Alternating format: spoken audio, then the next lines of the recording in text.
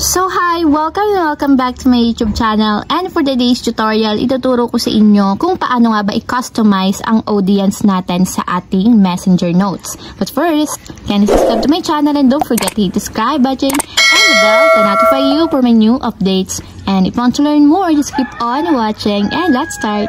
So ayan guys, for today's video, gagamit lamang tayo ng messenger application and make sure na updated yung app na gagamitin natin. So ayan guys, may bago na namang update si Messenger and ganito yung bagong features niya. So i-open lang natin yung ating Messenger application and then dito magki-create tayo ng notes. So tatap nyo lang dito yung share a thought malapit dito sa inyong profile picture. And then dito pwede na tayong mag-create ng notes. So for example is hi. And then sa paggagawa nyo ng notes, pwede nyo na ditong i-change audience. So hanapin nyo lang yung change audience na nandito sa baba. So tap nyo lang yung change audience. And kung makikita nyo guys, automatic kasi kapag nag-create tayo ng notes, masishare siya sa lahat ng friends natin sa Messenger. Kasi nga ito yung naka-enable. So depende naman sa inyo kung gusto nyo siyang gawing friends and connections. So sabihin ng friends and connections, kapag may friends tayo na friend niya, makikita at makikita nila yung ating mga notes. So kung gusto naman nating i-custom, itap nyo lang yung custom.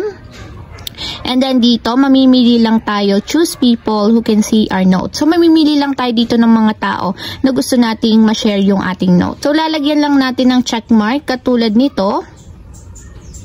So, ayan, pipiliin nyo lang, lagyan nyo lang ng check. So, manual yung pagpipili kung kanino lang natin gustong ma-share yung mga notes.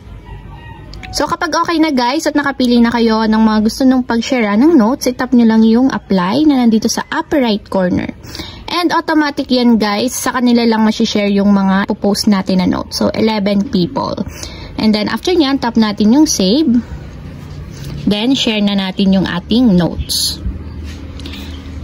So, ayun lang guys, ganun lang kasimple kung paano nga ba i-customize ang audience sa ating messenger notes. If you have a question, can you comment down below and don't forget to hit the subscribe button and the bell to notify you for my new updates.